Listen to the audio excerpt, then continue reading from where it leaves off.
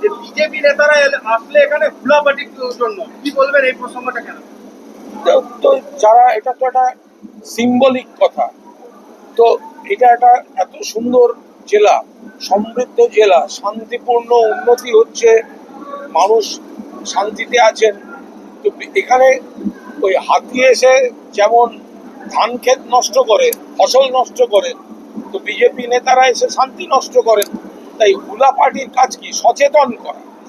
হুলা party তো আর হাতিকে মারে না।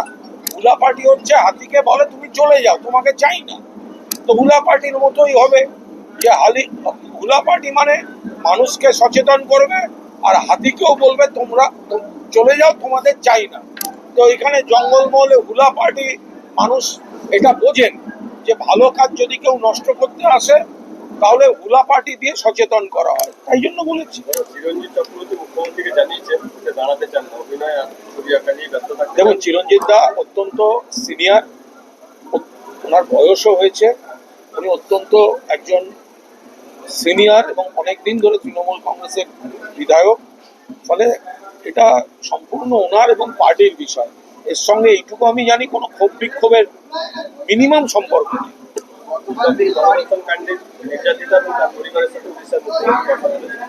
তো ওনার রাজ্য থেকে এসছে, উনি কথা বলেছেন, ঘটনা তো খুব খারাপ, আমরা বলছি তো খারাপ ঘটনা, এবং পুলিশ এখানে করছে। আমার শুধু জানার ইচ্ছা যে উড়িষ্যার মুখ্যমন্ত্রী পুরীর সমুদ্র সৈকতে পর্যটকদের উপর যে ধর্ষণ হয়েছে তাদের বাড়ির লোকের সঙ্গে কথা বলেছেন কিনা। ওনার রাজ্যে যেগুলো হচ্ছে পরপর, ওড়িশা এমন একটা রাজ্য, গত 6 মাসে কতগুলি ধর্ষণের ঘটনা ঘটেছে, ভাবলে লজ্জা হয়। তো সেই তাদের বাড়ির লোকের সঙ্গে কথা বলছেন তো, নাকি অন্য রাজ্যে কেউ গেলে শুধু সেখানে কথা বলছেন? আমাদের এখানে পুলিশ আছে, অ্যারেস্ট হচ্ছে, অ্যাডমিনিস্ট্রেশন যা যা করার সব ব্যবস্থা নিচ্ছে। বললেন বিজেপি নেতাদের উপর হামলা ঘটনা সমর্থন করেন না, আজকে কুচবিহারের নাগাবাড়িতে বিজেপি পার্টি সংগ্রাম করেছে, তৃণমূলের দিকে অভিযোগ তৃণমূল বলছে। আমি আবার বলছি, বিজেপিকে হামলা করা, বিজেপি নেতাদের মারধর করা, বিজেপির পার্টি অফিস ভাঙা, এটা আমরা সমর্থন করি না, আমরা করি না। কিন্তু আপনার বারবার আমরা যেটা বোঝাতে চাইছি, বিজেপি নেতাদের ভাবতে হবে কেন মানুষ বিরক্ত। এখানকার নেতারাই তো বড় বড় কথা বলেছিলেন, দিল্লিকে বলেছি 100 দিনের টাকা যেন না দেয়। তাহলে যে লোকগুলো, যে মানুষগুলো তারা শ্রম দিয়েছে, দীর্ঘদিন টাকা পায়নি, আবাসের টাকা পায়নি, বাংলা বললে যাদের আত্মীয় বন্ধুদেরকে পাঠিয়ে দেওয়া হচ্ছে বাংলাদেশে, বা এই ধরনের কাজ করে, তো মানুষ খেপে থাকলে তো বিজেপিকে তো ভাবতে হবে এটা তৃণমূল করাচ্ছে বা তৃণমূল করেছে, এটা ভাবাটা ভুল। তোমরা বলেছো টাকা পেতে দেবে না, এবার মানুষ যদি সেখানে তোমাদের দেখে বিরক্ত হয় তো তার দায়িত্ব তৃণমূল নেবে না।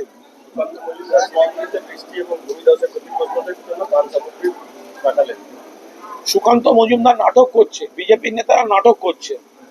প্রাকৃতিক বিপর্যয় বা ভুটান থেকে যে জল ছাড়া হয়েছে, এটার জন্য অনেকটা বেশি ফান্ড লাগবে। কেন্দ্রীয় সরকার প্রাকৃতিক বিপর্যয় অন্য রাজ্যকে টাকা দিচ্ছে, পশ্চিমবঙ্গকে দিচ্ছে না কেন? পশ্চিমবঙ্গের প্রাপ্য 1,90,000 কোটি টাকা, যেটা প্রাপ্য, সেটাও দিচ্ছে না। তাহলে বিজেপির নেতারা নিজেরা এইসব কৌটো নাড়ার নাটক না করে তারা দিল্লিকে বলুন বাংলার টাকাটা দিয়ে দাও। এগুলো মিথ্যা কথা।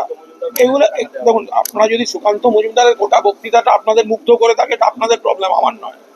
তার কারণ হচ্ছে, তখন সুকান্ত মজুমদারকে আপনারা জিজ্ঞাসা করলেন না কেন যে গুজরাটে 100 দিনের কাজে এত দুর্নীতি হয়েছে যে মন্ত্রীর ছেলে অ্যারেস্ট হয়েছে, তারপরে গুজরাটে টাকা যায় কি করে? সেটা তো আপনারা সুকান্ত মজুমদারকে জিজ্ঞাসা করলেন না। সেটা কেন জিজ্ঞাসা করেননি? আপনাদের বিজেপি নেতাদের সামনে প্রশ্ন করতে আপনাদের অসুবিধা হয়, সব প্রশ্নগুলো আপনারা জমিয়ে রাখেন তৃণমূলের জন্য। ভুয়ো জব কার্ড সারা দেশের লিস্টে 1 নম্বরে রয়েছে ইউপি, তাহলে ইউপি টাকাটা পাচ্ছে কি করে? তাহলে পশ্চিমবঙ্গকে কেন আপনারা ডিপ্রাইভ করছেন? এটা তো জিজ্ঞেস করলেন না। নাগরা কাটায় শঙ্কর ঘোষ আর খগেন মুর্মু গেল কেন? স্থানীয় এমএলএ ছিল না কেন? সেদিন তো প্রশ্ন করেননি। নাগরা কাটায় বিজেপির এমএলএ ছিল না কেন? মানে বিজেপির নেতারা ছিল না কেন? এটা বলুন, আমি তারপর বাকিটা বলছি। দেখুন, বিজেপির যাওয়ার জায়গা নেই। একটা জিনিস খেয়াল করবেন, ওদের দুর্গা পুজো করারও জায়গা নেই, সল্ট লেকে হল ভাড়া করে যারা দুর্গা পুজো করে, ফলে রাস্তায় কোথায় ধর্ণা, এগুলোই ওদের যাওয়ার জায়গা। জনগণের হৃদয় আর কোনো এলাকায় ওদের ঢোকার কোনো জায়গা নেই কলকাতার পুরসভার পাম্পিং স্টেশন তৈরির জন্য বহু সংস্থাকে টেন্ডার দেওয়া হয়েছে। বলতে পারবো। গতকাল বেলপাহাড়ি ব্লকের যুবক প্রচুর নেতা ইস্তফা দিয়েছে এবং রাজ্য সভাপতির কাছে পাঠিয়েছে আমি আবার বললাম, কি পাঠিয়েছে? ইস্তফা পত্র। আমি একটা কথা বলি, আমি এর মধ্যে ঢুকবো না, এটা এখানকার নেতারা আছেন যথেষ্ট। আমার বক্তব্য হচ্ছে যে এত বড় পার্টি, এত বড় সংগঠন, এখানে আমাদের কিছু রদবদল, নিয়োগ ইত্যাদি চলছে। এখানে কারুর কোনো বক্তব্য, কেউ খুব খুশি হতে পারে, কারুর কোনো ক্ষোভ বা মান অভিমান থাকতে পারে, এটা তো খুব স্বাভাবিক। ফলে এটাকে আপনারা যেভাবে যাদের সম্পর্কে বলছেন তারাও তৃণমূলের বিরোধী আমার মনে হয় না, কিন্তু এত বড় দল, এত বড় পার্টি, বা কোথাও রদবদল হলে তার কারুর কোনো অভিমান, কারুর কোনো বক্তব্য থাকতে পারে, সেটা তাদের ইয়ে। মানে আমি যার অভিমান দেখেছি তার সঙ্গে আমি ফোনে কথা বলেছি, আমার অভিমান আছে মনে হয়েছে, এর বাইরে কিছু মানে বাড়তি কিছু মনে হয়নি। দুলাবাবু জানেন। দাদা দাদা যেটা হচ্ছে যে পুজো কমিটিগুলোকে টাকা দেওয়ার ব্যাপারে একটা সমালোচনা হয়, কিন্তু আজকে আমরা একটা বক্তব্যে উঠে এলো যে এই টাকা দেওয়ার ফলে সমাজের বিভিন্ন স্তরে থেকে তারা টাকা সবাই। পাচ্ছে এবং এই যে একটা বিকল্প অর্থনীতির জায়গা হচ্ছে এবং সবচেয়ে বড় যেটা সামাজিক একটা বন্ধনের জায়গা হচ্ছে, এটা আপনার মুখে শোনা যাচ্ছে। দলীয় স্তরে যেটা কিন্তু প্রচার হয় বৃহত্তর ভাবে। ঢালাও প্রচার হয়, এটাই তো আমরা সবাই বলছি। দুর্গা পুজোয় টাকা দেওয়া মানেটা কি? দুর্গা পুজো সারা বাংলায় এত হাজার হাজার পুজো, তার মাধ্যমে টাকাটা দিলে দুর্গা পুজো কমিটিগুলো তাদের যে খরচাটা, সেটা বিভিন্ন পেশার শিল্প